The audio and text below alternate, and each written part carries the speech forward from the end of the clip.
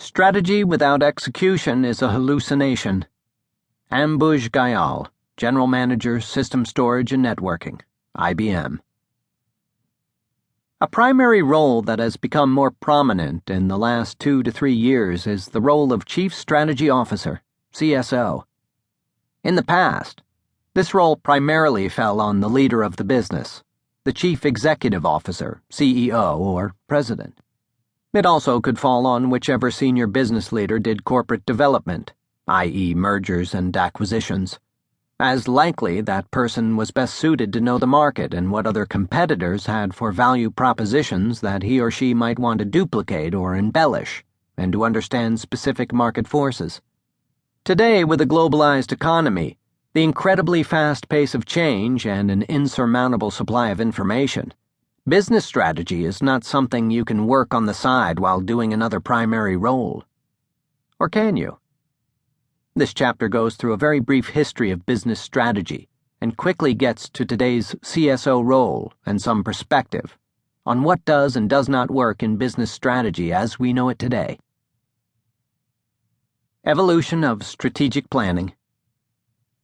Strategic planning has certainly morphed over time. In contemplating this, think about decades of time versus years to look at trends and changes.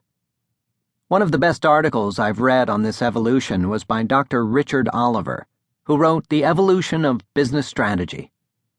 I include some of the main excerpts and metaphors that he uses because they mirror my own philosophy of using ideas that stick metaphors. It's helpful to look through some of this history to try to predict what new megatrends and events will shape strategic planning and how we drive toward success. Strategy as war. The word strategy is derived from the Greek word strategia, meaning generalship.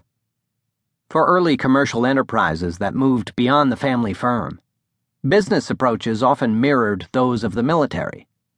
The command and control models Army generals used moved easily into business practice with little alteration. Company heads commanded the troops while winning battles through sheer force, superior resources, because they had an impenetrable fortress, a protected market or monopoly, or via guerrilla warfare, going after competitors when they're not expecting it. Some of these thematic elements still exist today. Many top executives regard Sun Tzu's The Art of War, written more than 2,000 years ago, as required reading.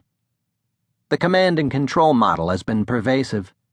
Strategy was primarily centered on winning the war by eliminating competitors. We know that a lot of how we organize and execute our businesses comes from the military. Think of the hierarchies and discipline utilized and required today. However, the days of one person being in charge and knowing all the factors and dealings in a business is gone. I'm not saying that there is not a head of a business. Absolutely, you need to have a leader. But that person, today more than ever, needs to be a master orchestrator and organizer in pulling together the many aspects of a business in a globalized economy. While we still need to command and control, we need to do it in a more collaborative approach.